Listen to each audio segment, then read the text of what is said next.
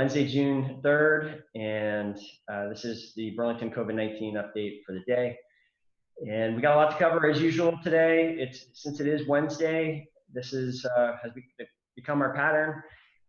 We've been fortunate to be joined for virtually every Wednesday since this pandemic began by Dr. Stephen Loeffler, the President and Chief Operating Officer of the UVM Medical Center. And Olivia, why don't we go to the slide? We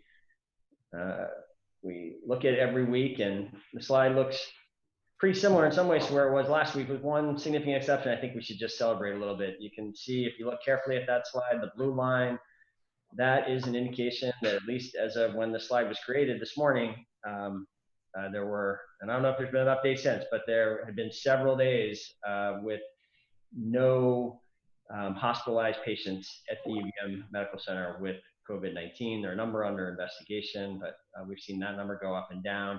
It's really a milestone to go from where we were from when these cases began in mid-March to get to, by the end of May, for the first time, having no patients hospitalized. I think it's a real community achievement, certainly an achievement that the UVM Medical Center has led. Dr. Loeffler, again, thank you for your leadership on this, and let's hope we can keep it. I think it's unreasonable to say we're going to keep it there. We are going to see more hospitalizations for COVID-19, but again, as we've been discussing, further indication that the collective work that Vermonters have done and Burlingtonians have done to stop the virus, to flatten the curve, have really worked. Thank you, Mayor. With your permission, I know you're going to talk about this later in your update, but I'd like to take a second just to say that UVM Medical Center and I have been saddened and disturbed this week to see the violence that occurred to George Floyd and to multiple other people of color recently. We really want to see people who've committed these acts brought to justice. We know that people at the UVM Medical Center, our community, and across the country are hurting right now. And it relates to what we're talking about now. Violence is only one of the many inequities that people of color, Black Americans, face. We've talked about this, I believe, on these calls, that Black Americans die of COVID at a much higher rate than other Americans. So the medical center is committed to working on this. We've been having dialogue about it all week. We really see it as a critically important issue, and we are going to do our part with our partners across the community, with our city partners, to make sure that we can do everything in our power to eliminate social injustice here in Chittenden County and Vermont. So thank you for letting me say that. I just think it's important right now. No, I appreciate you saying that, and I appreciate that this is a focus of the medical center. You and I talked yesterday about this, and it is very much something I want to work on with the medical center. We are going to be announcing later in this briefing today the city actions that we are taking out of that awareness, knowing that Black Americans are dying at almost 2.5 times the rate of white Americans. We've been taking steps to try to protect all vulnerable communities, and specifically including BIPOC communities, Black, Indigenous, people of color, throughout this, from the early stages at least of this emergency. But today we will be talking later about how the city, the plan the city has to do its part to protect those communities going forward in this pandemic. And I do think there's a larger collaboration that I'm hopeful about, the discussion that has started about how we do that work together, and I'm eager to share updates on that as soon as possible.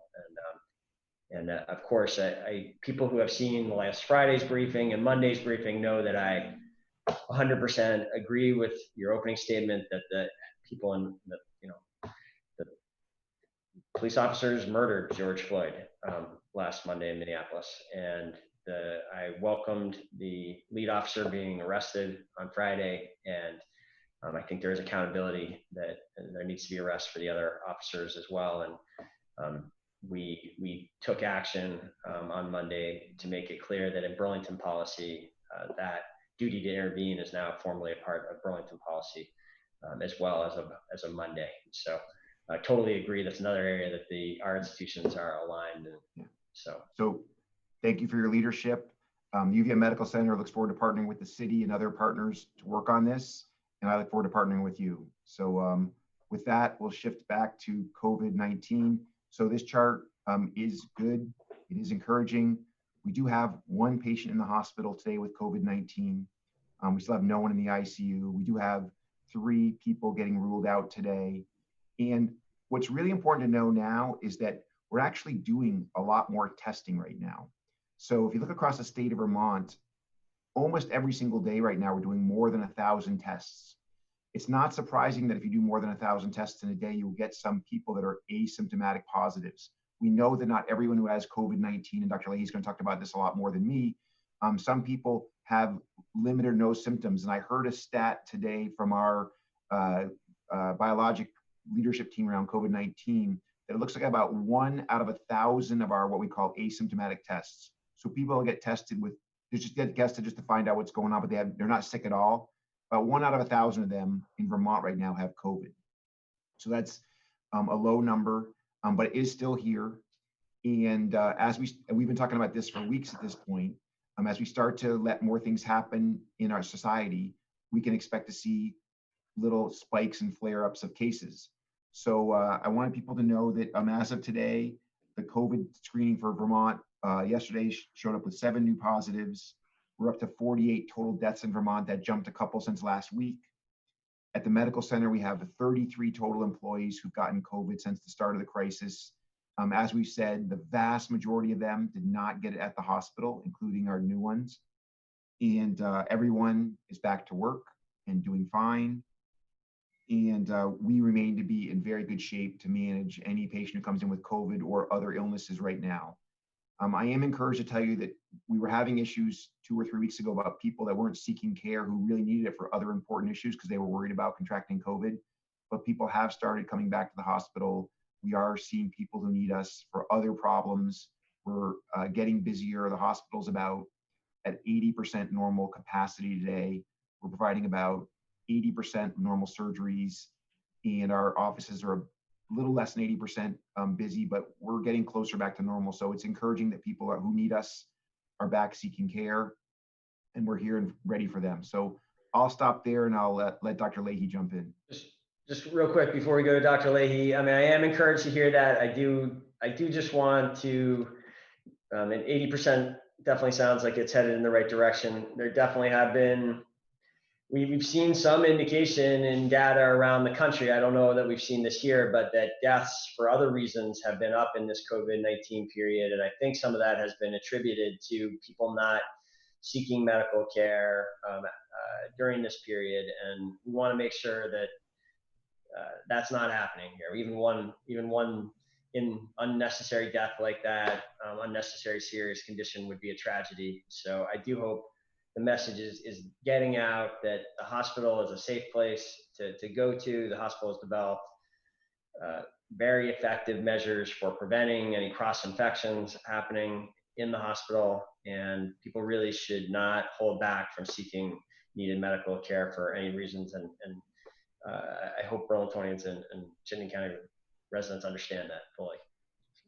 So with that, Dr. Leahy, welcome. Good to have you on this briefing. Thank you for joining us and sharing your perspective on how we're getting through these challenging times.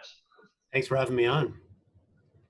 You know, I think first I just want to underscore that point that, you know, we're all trying to figure out what normal looks like. And I think we've all gotten pretty used to being at home and having life revolve around hopefully the, you know, couple people who we get to see on a regular basis at home.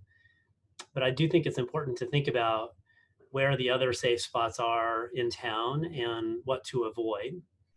And the hospital is a great example of a place that I feel is just as safe as home, because when I walk through the doors of the hospital, somebody asks me about symptoms, they check my temperature, they hand me a mask if I need one.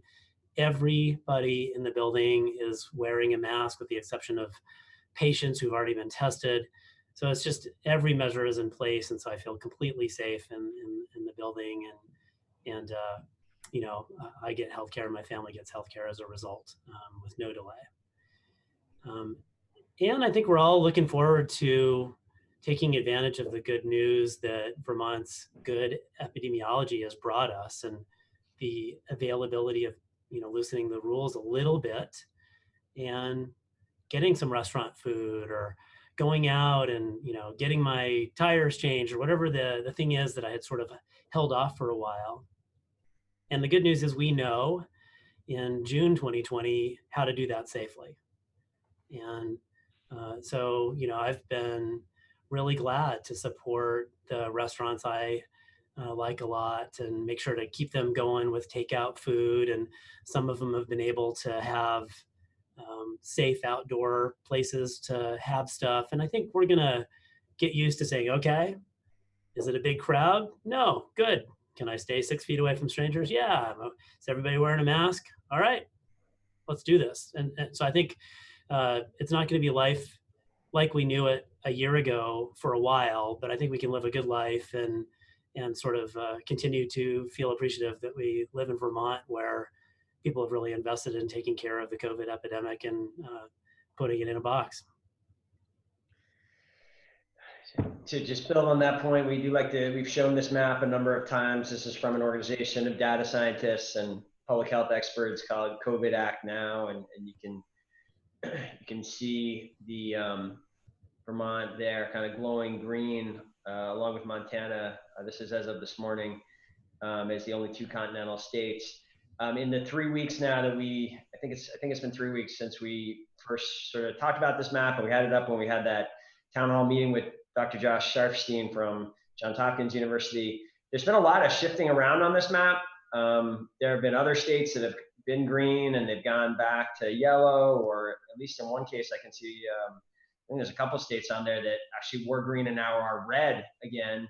Vermont has consistently, every day that I check it pretty much every day, it has been green throughout. And this is a pretty conservative map. I've noticed they kick states back to yellow as soon as they see any of the trends heading in the wrong direction. So I think it's likely that we will go back to yellow at some point. Hopefully we never go back to red. But I do just think it's worth sort of celebrating and thanking Vermonters again, thanking Burlingtonians for their hard work that made this possible. We know it's going to be a challenge every day to keep things this way. I think, to your point, Dr. Leahy, we know what it takes in many ways to achieve that, and we are applying that to more and more areas of society. And we're going to talk about that a little bit. This box it in plan as applies to the June 1 move-ins. We've got some updates there, but we'll have challenges for sure in the future, but I think it's worth, I think this is such a challenging time. It's worth celebrating some small good news when it happens. Dr. Leahy, I just know people are very hungry for exactly that kind of insight that you laid out of, how do I think about risk personally? How do I think about my decisions, given that I want to keep my loved ones safe and that I don't want to contribute to this spread? What is okay? Are there any other areas of life that you have any guidance for us now? Anything? I'll just say, and we haven't rehearsed all this. I've got older parents we haven't seen since this began. I've got kids that we're thinking about putting in. I'll say our youngest is in an outdoor camp this week, and I'm thinking about the risk in a responsible way here, but it weighs on all of us. I know, and we all have to make these decisions. Do you have any advice for us on how we manage those decisions? Yeah, it's a great question. I mean, partly there are sort of the non-social things that you could do where the rules are simpler, where you sort of say, can I maintain the right distance from people? Can I avoid big crowds? Is it out in the open? Are people wearing masks? For social decisions like the one you mentioned, I've been doing the same thing. I've been sort of dipping a toe in the pond, and it's been awesome to see people. And the way I've approached that is to say that use some of the same common sense. I don't want to get into a room with a bunch of my friends that's closed in, because that's a crowd. But if we can go on a hike, if we can hang out on a porch on a beautiful day and have a beer together, if we can pair off and go grab a bite at a local restaurant that we want to support, I think those are totally legit ways to enjoy the beautiful season. And I think as long as we just all get used to having those conversations with the people we love about, well, anybody in your family having symptoms, have you traveled to some place out of state in the last couple of weeks, just kind of get used to just say, yeah, let's just go through these really quickly. And I think if there aren't any red flags there and we use that common sense, we can hang out with each other in small, physically distance, maybe sometimes wearing a mask if we can't do it perfectly, spaces. And hey, I was hanging out with some friends on a front stoop a few days ago outside, and it made me glad to live in town. Awesome. All right. Well, I do. Thanks for laying it out that way. I do. That's what it's. I think it's going to take all of us that are running organizations and really running households, running families, to sort of understand the principles, understand how, well, we have figured out a lot about this virus. I remember in our first briefings, our first talks, Dr. Leffler, you predicted we're going to know a whole lot more by the time about this virus, by the time we get through this initial wave and start talking about reopening and start the reopening. And in fact, that's exactly right. And we really do have these, we know what it's taken to keep hospitals safe during this period. And it's been a real American success story. There's been so much in this that has been a failure of the various systems, but keeping hospitals safe in America, in my sense, has worked very, very well. We can apply those principles of face coverings and daily screenings and distance or physical barriers and hygiene to all of these other settings and the outdoors. So anything else you would like to add before we move on? Thanks for having us. Great. Thanks for your work. I agree. And I think the main message I just wanted to hammer in is that partly it's the incredible work of our public officials, the public health department doing the contact tracing and making sure we can trust that everything's being looked into. And partly we all have to do our part. And, we're all tired of some of these rules, but the more we invest, the better we're going to keep the grandmas in our neighborhood safe. And that's what I'll be proud of in the end. Awesome. Well said. Thank you both for being with us. We'll see you again next week. And thank you for all you've done to keep the community safe and keep that state shining green there. All right, Olivia, let's move on now. So we've now been joined by Taisha Green, who is our new Director of Racial Equity, Inclusion, and Belonging. And she is here to help me with this, I think, really important announcement. And it's an important time for this announcement. If we could advance a little bit, Olivia, I'd like to get that image up there. That's I'm here in the mayor's office. I'm looking out. I can almost see that scene right now, which is that the Black Lives Matter flag is flying on Church Street in front of City Hall, and it's going to be there first and foremost to mark what is going on in this community and our condemnation of the murder of George Floyd, and be a reminder of the need for us as a country and as a community to grapple with law enforcement and race issues and do better. At the same time, it's going to be up there by the resolution. I thought this was a thoughtful part of that council resolution, is that it's going to stay there until the end of the COVID-19 emergency. And that's out of recognition of something that Dr. Leffler mentioned at the top, which is that Black Americans in this pandemic are dying at almost 2.5 times the rate of white Americans. Just a shocking disparity. And when you translate that out over now more than 100 deaths, the human toll of that disparity is heartbreaking, and it is intolerable. It's really unacceptable.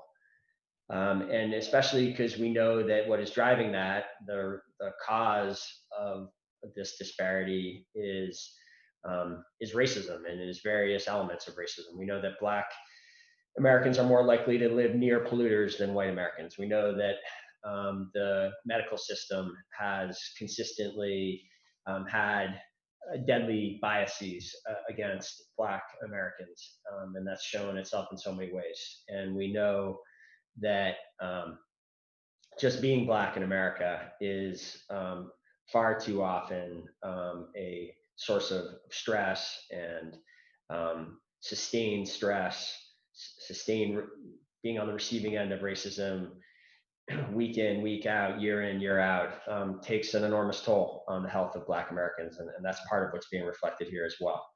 So we've been aware of this here in Burlington since the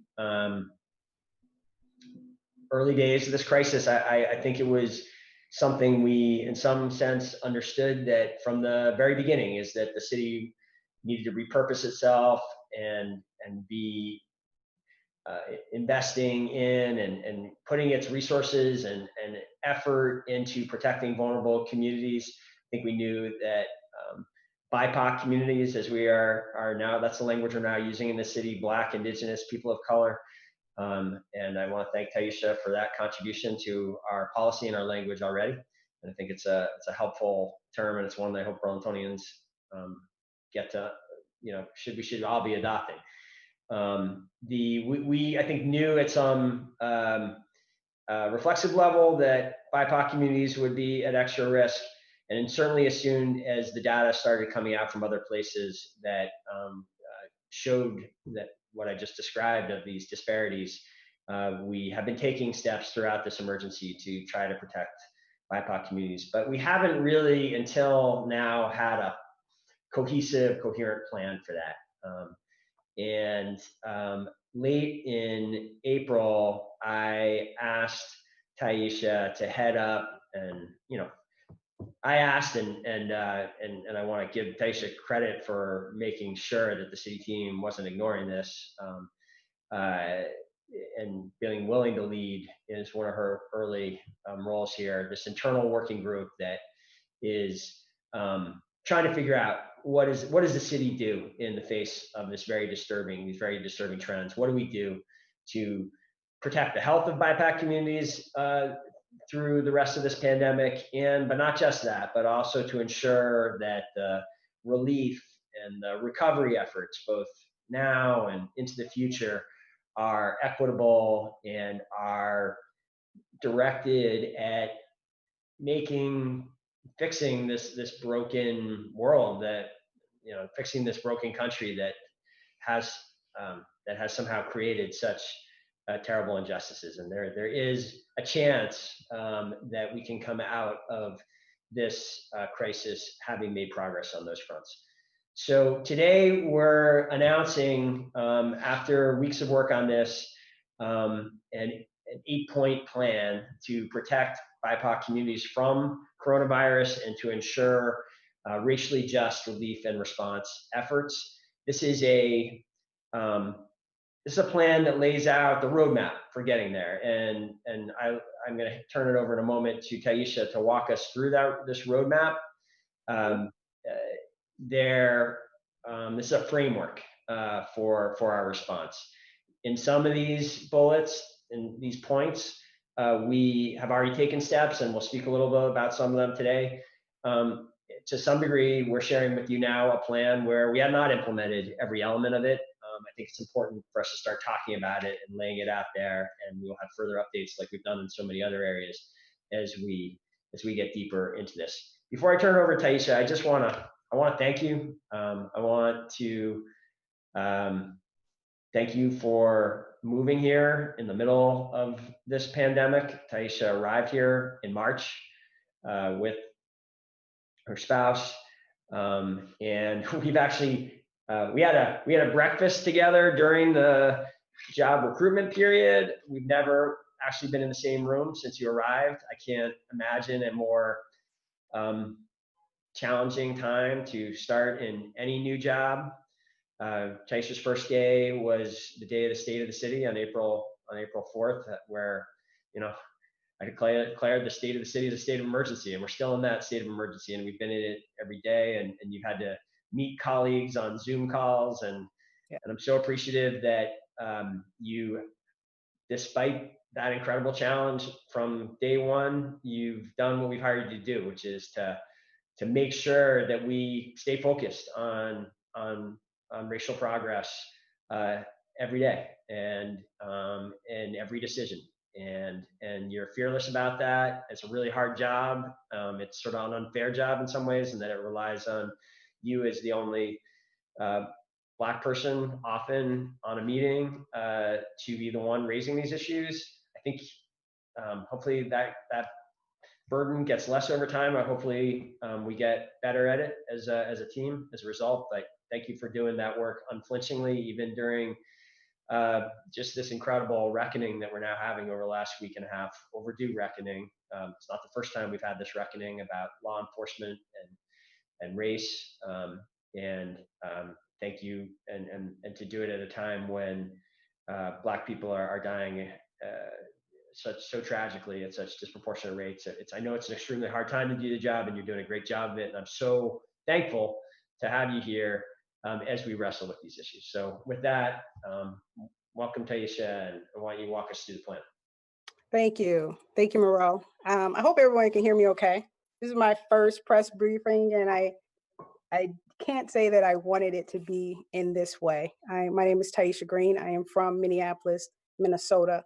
I arrived here in March, as the mayor said, but up until that point, I lived less than a mile away from where George Floyd was murdered. And as a child, I grew up on that same intersection, spent all of my childhood years there, all the way up until my senior year of high school. So to say that this is a hard time is an understatement, but this is also a moment where we can make some changes, some serious changes, significant changes to how Black Americans, how Black BIPOC Americans are treated in this country. So we are dealing with two pandemics right now. One is that of racism that's been here for 400 years, and that pandemic does not have a vaccine, and I'm not sure that we will ever see a vaccine. But the COVID-19 pandemic is sort of wrapped up into that as well, because both of them have to do with racial disparities. Both of them are showing racial disparities. And so we have a plan to start to address structural and institutionalized racism. Olivia, you want to go to the first point for me? Thank you. So supporting robust efforts to box in the virus. I believe the mayor will be speaking about that later on in the call, but it's basically just providing that protection for BIPOC communities, because we are being disadvantaged and disappropriately affected by the virus. So we want to be able to provide that box-in strategy. Next point, please. Tracking the data on COVID-19 cases by race, ethnicity, and geography. So we want to have a dashboard on the website, on the resource and recovery website, to show the disaggregated data about who's getting tested, who's getting COVID-19, who's being hospitalized, and so that we can see by race where the disadvantages or the disenfranchisement is, and we can address that. We already know that there is some disparities there by the information that's put out by the Vermont Department of Health, but we want to go a lot deeper than that to show the actual structural racism that's happening within this crisis. Next one, please. Communicate and build trust with communities of color. We already started working on that. Actually, before my arrival here, they initiated Trusted Community Voices. They will be a part of this, but also we're going to create a new task force that's called the Racial Equity Rapid Response Team. And this team of community members will help us strategize and come up with a plan to address institutional and structural racism in the city. The disparities that COVID has highlighted, those are the disparities that we want to address. And I think I believe the best way to do that is to hear directly from the community. Enhance access to testing and to healthcare. So as Mr. Mayor was saying, Rose, good. No worries. we want to make sure that we are testing BIPOC communities and making sure that they have that access to testing. So we want to create a plan where they can go and have this testing at places that they trust, like local churches, local community centers, et cetera, so that they don't have to go to a healthcare place. I mean, they can. That's part of the plan. If they want to have this test done in a healthcare facility, they can definitely do that. But we also want to bring it to the people, bring it to where they are and where they feel most comfortable.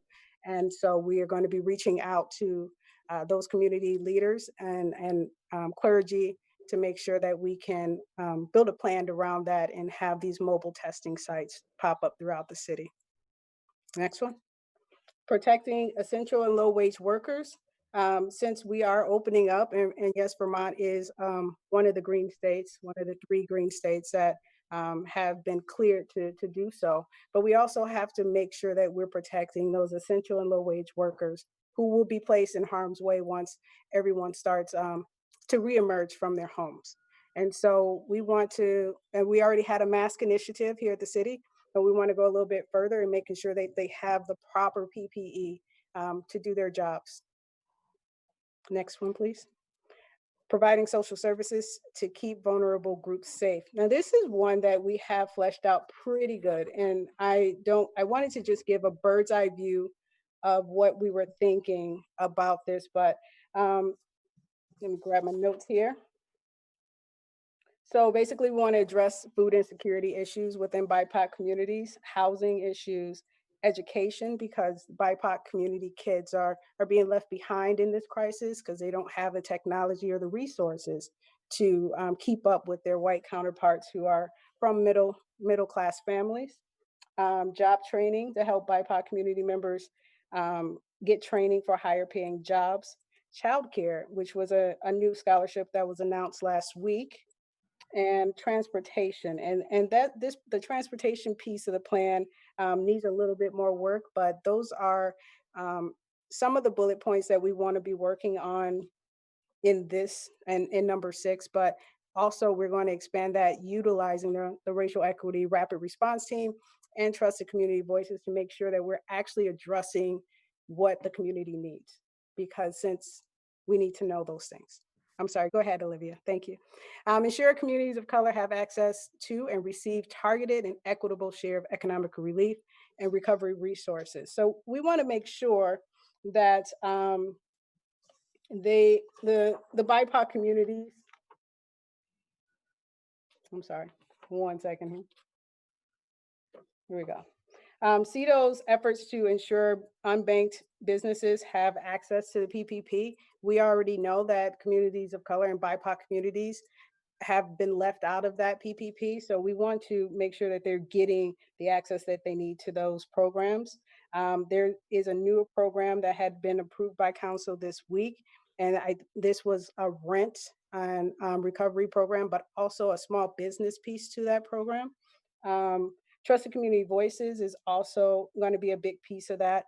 And the Racial Equity Response Team, as well as the Resource and Recovery Center website, will be good access points for making sure that we have that targeted and equitable share of economic relief. Identify structural progress so that we can achieve with the emergency response. So this is basically, in a nutshell, we want to address structural racism. We want to address institutional racism because we can no longer put a Band-Aid on the problem. We can't continue to treat the symptoms. We have to treat the cause. So this is all about identifying and treating the cause of all those issues. You have anything to add, Mr. Mayor? Well, thank you for running through that. I do want to comment on a couple of these. Thank you for that summary, and I'm really hopeful to have this laid out all on one page like this. I think it's going to really inform a lot of the city work going forward, and you know I think it clarifies what we should be focused on and putting efforts into in many cases. The point I want to make about the box it in, I think sometimes may not be obvious to people. We're putting a big effort right now. That I think our next update is we want to tell people how we're doing with the June 1 plan and boxing in the virus with respect to UVM students. And I think maybe some people, when they hear that, that sounds like an effort to keep UVM students safe. And at some level, that's what it is. But the larger point is our best defense to keep vulnerable communities safe, whether that's nursing homes and that very elderly, fragile population, or BIPOC communities, the best defense is just suppressing the virus and boxing it in, keeping very little of it communicating here. And the concern is with this June 1 and these many individuals coming back here from out of state is this could come in through people who are returning here and then get out into the rest of the community. And that's what we're trying to stop. So I want to make sure that point is clear. Okay. I just want to say one more thing before we move on. This is a moment in history. This is a moment where it is so important. It is so important for us to grab onto and make sure that we are addressing structural and institutional racism. Our children, our grandchildren, our great-grandchildren are going to be reading about this moment. And we, as a city, we have to be on the right side of history. And I think that this plan is one of the first steps for us to be on that right side. And I am excited to work on this. And I'm excited that the mayor has put everything in on this to say that this is something that, as a city, that we're going to do to make sure that Black and Brown communities feel safe, feel welcome, feel included, but also the structural problems are addressed so that we don't have a George Floyd incident here. We won't have a Tamir Rice incident or a Trayvon Martin incident or a Sandra Bland incident. None of those things can happen here at in Burlington, and we're going to make sure that those things don't happen. So I just wanted to put that out there. Thank you for that. We can move on to the box in. All right. Well, you know what? You just summarized it so well and the importance of it so well. I don't know that I do have much to add beyond that. The one thing I do just want to share because I think it's kind of a real-time example of how having this focus, having this plan, having your leadership is gonna make an impact here. Is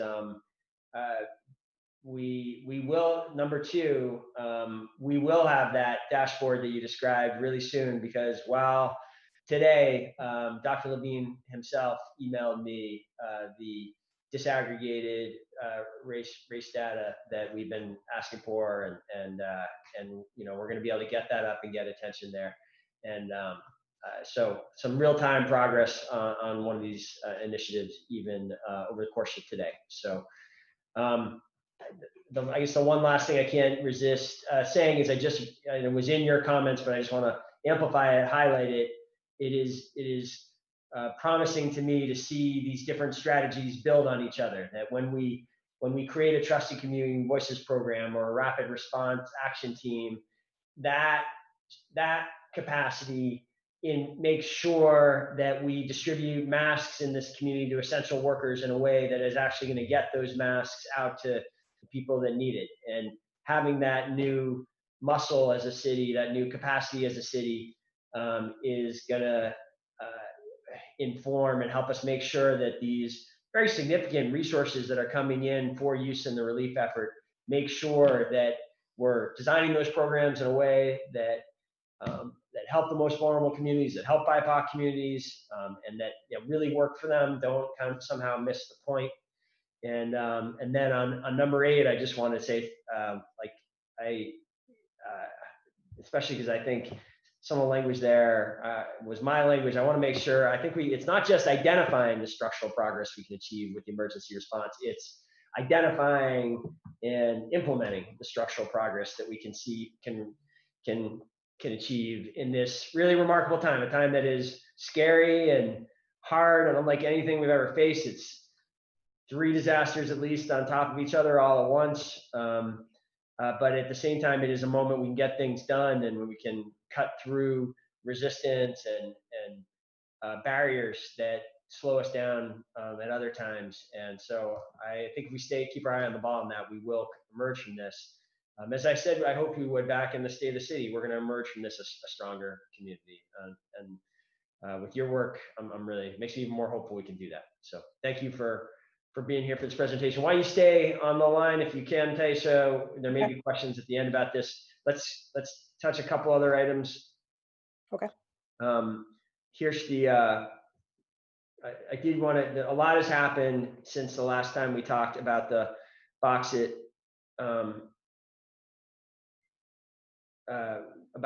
In effort since we last talked about it. This is this effort where the city, state, UVM, and Champlain College have jointly launched a local version of Box It In to, again, as we just mentioned, to keep COVID-19 contained as people return to Burlington from areas of the country that have higher levels, that are yellow and red on that map that we were just looking at. And the plan has different elements. It's basically the elements that are a part of all of these Box It In efforts: testing, isolation, tracing, quarantine. What we wanted to update people mostly on today is the quarantine piece, which has gotten a lot less discussion in general since the beginning of this emergency. It's really just emerging as a key strategy as we are into this reopening period. And we are piloting a supportive quarantine effort here that really tries to recognize how hard good quarantine is. I mean, quarantine, we are saying to these young people who are returning to Burlington, who in many cases don't have family networks to, to support them here, that we are saying to them, once you get on your property, don't leave. We want you to stay there for at least 7 days, maybe 14 days. And again, as I said before, it's a stricter level of public health order than even the rest of us were under during the stay home period. People are really literally supposed to stay on their property until they have completed the quarantine, or until they've gotten the quarantine plus a negative test, and so we're trying to make it as easy as possible for people to do, understanding that this is challenging. We're trying to help people get their daily needs and give people some incentives to do this. And I am now going to turn this over to Zach Williamson to kind of update people on how this is going so far, and all the work that's been happening this week. Zach, many people know Zach for his very skillful leadership, direction of the Festival of Fools effort. He plays a huge part in Jazz Fest, and he plays day in, day out, helps a variety of events take place in Contoy's Auditorium. And he's also been one of the major movers around Highlight. All of those duties are in a different place this year, but we can apply those skills, great skills that Zach has, leading those complicated efforts to overseeing efforts like this one. And Zach, I'm so appreciative for how you stepped up to the call as we've thrown a whole bunch of different challenges at you since this emergency began, including this one. We're like, Zach, make this thing no one's ever done before work, and do it in a couple weeks here. And you've been doing great. Thank you. Why don't you share with the public where we're at? You do have to unmute yourself, Zach.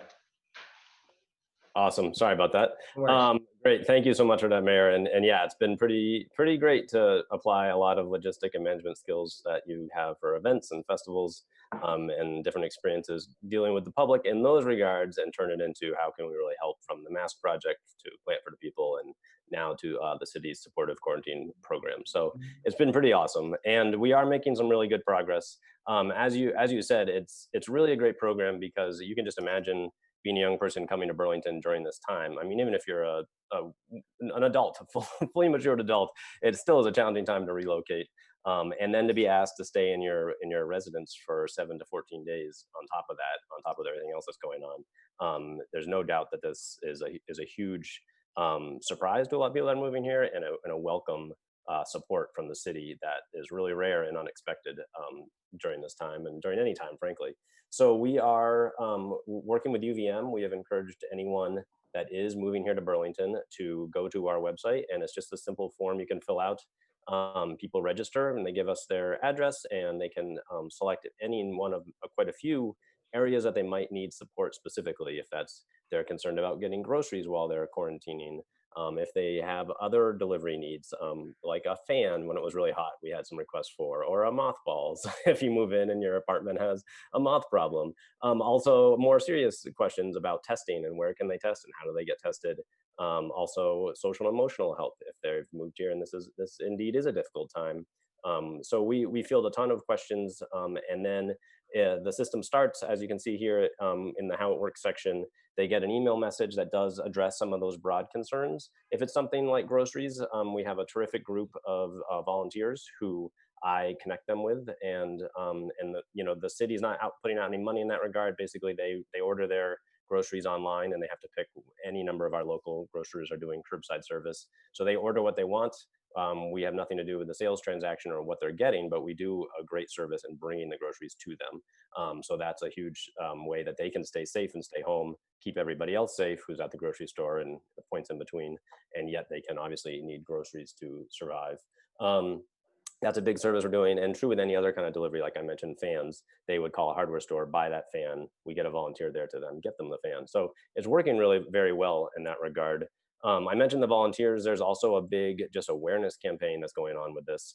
That's more than half the battle. And it turns out, one, it's hard to get in touch with people on a good day. It's harder if we've told them to stay inside. So you have to kind of reevaluate your communication systems. Posters hopefully don't do a lot of good downtown, because hopefully they're not going downtown yet. So we are going, actually right at this moment, we're really working with 15 or so city staff. From the permitting and inspections department is literally out there right now going door to door with a flyer that explains that this program is available to people who've just moved in, and making sure they know that A, they're supposed to quarantine, and B, that here's how we can help, and we have the support in place. UVM is also helping with that distribution right now. And then I have someone from BCA and another person from parking enforcement are going around with these welcome bags. So if people have signed up, one of the things that we do is we give them a really simple kind of quarantine care package that has a mask, it has hand sanitizers, it has some other things that might be a pleasant surprise to them, and then just a basic information sheet, mostly of online resources, both from the serious, again, social emotional help or testing, but also to what kind of entertainment locally is available. And we send them to some of our local places that are doing great work, streaming arts events, or the BCA home studio, or parks and recs activities they can do inside. A big part of this program also is that every single day you're in quarantine, you get a phone call from the city. And we just want to touch base with these people and make sure that they are quarantined, that they are sticking to the box it in plan, and then answer any questions they might have on that day. So it's that in itself is a big undertaking to call 70 to 100 people every single day, but we're doing that. It's going really well. And that often is how we hear about some of these questions they might have as they go through this. And then finally, after 4 days of a successful quarantine, successful as far as we can tell from these daily check-ins and our contact with them, we are supplying a $30 gift card to a local restaurant that does delivery. That's an important part. And so anyone who has signed up for this program and completed 4 successful days gets a $30 gift card to treat themselves to a delivered nice meal. The idea being we put it at 4 days because at 7 days, they can go and get a test. And if they're a UVM student, they go to the UVM Health Center and get a free test. And the state of Vermont is also doing some pop-up events around town. And so they can get tested at 7. And again, with a negative test, they can make their quarantine shorter. So 4 is like the carrot, try and get you through the long haul. And we're also really pleased to be able to get these local, support local restaurants through purchasing of these gift cards. And that's the last effort you can see in spreading the word there is that we're working with some popular local delivery places to include these flyers when they are presumably delivering to some of these residences and getting the word out in addition to other like 7 days ads and social media campaign as well. That's kind of the program in the nutshell. It is just like the mask program, and with everything else, it's a really great and fast-moving city effort, and bringing together multiple people from multiple departments to really do something we've never done before, but do it effectively and quickly, and make a real difference. So it's an exciting project to be part of. Great summary, Zach.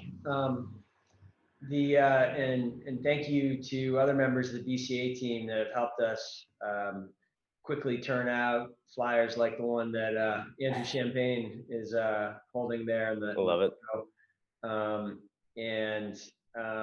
And making it clear, just the consistency of these, I think helps with making it clear that this is an important public health message. I do want to thank UVM Board, which is that's BORED, as you can see on the screen there, which is a student publication, for running really an outstanding social media campaign. I think even before we had our graphics together and started putting it out, they had come up with a pretty great kind of memes to spread the word on this and get the word out in the student community that if you're coming back right now, all is not normal. These are unusual times.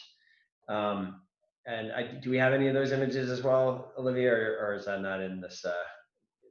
We don't have them in the slide deck today. Anyone interested in that, or if members of the media are interested in that, I think you can. I think it was an Instagram campaign, Olivia, that we. That's right, and it's on their Facebook page as well.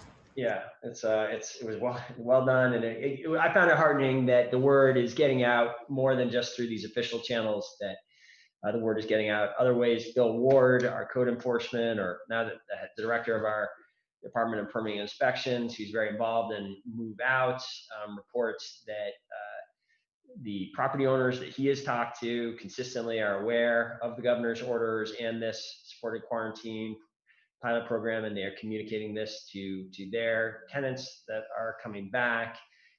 We had worked to get that out through the channels we have to communicate with property owners, but it's great to hear that the actual interactions in person indicate that the word is getting out.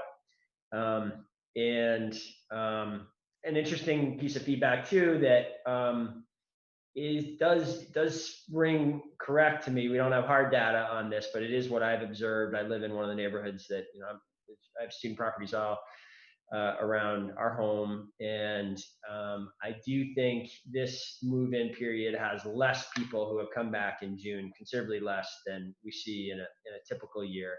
I think because of what's going on, and I find in a sense that is, in a sense that's reassuring too. I want those students back here. I want the economic activity that comes with our students coming back, but I think if that happens slowly, incrementally, given what we're dealing with here, that is probably a positive thing. And I think I know there's been a lot of concern in the community, rightly, about how this would be handled, and I think that might be a welcome trend in the communities as well. I do believe today, and I do just want to be clear, the plan is for the state to set up a mobile testing site at the Waterman parking lot, and that will be the place that quarantining students can know they can get care, and we're going to make sure that as we get further in, the city staff and volunteers that are supporting students are able to communicate that quickly, and there'll be more on that pop-up site. Do you have anything more to say about that pop-up site in particular, Zach? I don't think so. I do think you need to log on and register for that site, and spots were filling up pretty quickly, which is good, obviously. So I do think there's a registration process through the state of Vermont's health website. Okay, excellent, good. We'll continue. I'm glad that is underway, and I think just the last thing, and this is definitely very much focused on the June 1 turnover. At the same time, this is a service, anyone who meets this, who is in need of quarantine services, that is for some other reason, they're living here in Burlington, they've come back here, they cross state lines and is under that order to quarantine. You don't have to be a student to sign up for this go ahead and log on to the website there, and we will do our best to support you as you do your part to ensure that the virus does not spread as a result of that traveling. So, Zach, great work. Thank you so much for how hard you're working on this, and thank you for that whole 15-person team. And we'll have you back next week. I think this is a key week in this effort, and we'll have you back next week for some more updates and observations on how this has gone. Our hope is that this is the beginning of an important new public health effort here that will serve us in other ways as we get farther into this virus suppression period. So thank you. Thank you. I'll see you then. Thanks. Great. Okay, here's another community initiative that we've launched in recent weeks that is really an exciting one. This is the Plant for the People program that is targeted at, we know food security is a huge issue right now. And within broader food security, getting good, fresh, healthy produce is a kind of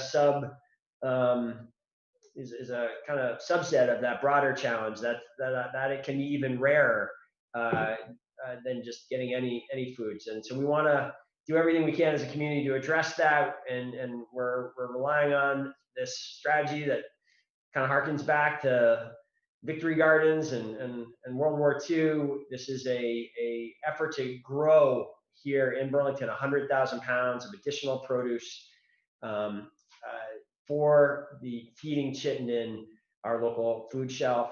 This is off to an exciting start. We've given out 1,700 plants for people to supplement their gardens with, and 120 gardeners have now taken the Plant for the People pledge and let us know what they're growing. And you don't have to take these donated plants to be part of that effort, of course, but you can. And there's another giveaway coming up, and this is to ensure that anyone that sort of access to these starts is not not a barrier to people doing this and pitching in like this or growing this for their own consumption. There are 5 locations on Friday, 4 to 6 p.m. that we will be giving out the kind of next batch of different crops here. So you can see there tomatoes, peppers, cucumbers, eggplants, and more. And you can sign up and add your name to that 120-person list at that link there on the page. The pledge is a very quick pledge to take. I've taken it myself, and it was great. It was I come from a family of gardeners, but it's been one of my neglected skills. My mom was a great gardener, and she's been disappointing me in recent years. But this year, Ada and I got out there a couple weekends ago, and we just saw the potato plants coming up out of the ground. And so it's a great thing to do with your kids as well in this time where we're all trying to figure out how to support our kids. Is that it for today, Olivia? Have we covered it all? Yes, we did. All right, great. Be happy to answer questions if there are any questions from the media. We do have some. Let's see, I think our first question is from Aiden Quigley at VT Digger. And Aiden, you should be able to ask your question. Hi, yeah. So some UVM students are expressing concerns about additional Burlington police patrols in student neighborhoods related to COVID. I'm wondering if you've seen or heard of those concerns and if you have a response to them. I am aware of those concerns. At some level, I totally agree with them. They're right. This isn't something that Burlington police should have to do. This is something that is a long-standing chronic issue in this community that UVM needs to take responsibility for, and they have paid for these patrols. But I certainly agree with the sentiment that I'd be just as happy if Burlington police were not doing it. But it's got to happen. There's got to be, we are getting calls about large groups of students assembling in a way that is not consistent with the governor's order and is not safe. So unlike past years where this was just about noise, this is now about the spread of this deadly virus. And in some sense, compliance is a matter of life and death. So if the police are not going to be tasked with doing this, I would welcome that, but it's got to happen in another way, because this is too important. This is also an important thing right now. And it looks like that is the only question from a member of the media that we have today. And actually, let me quickly check on the live stream.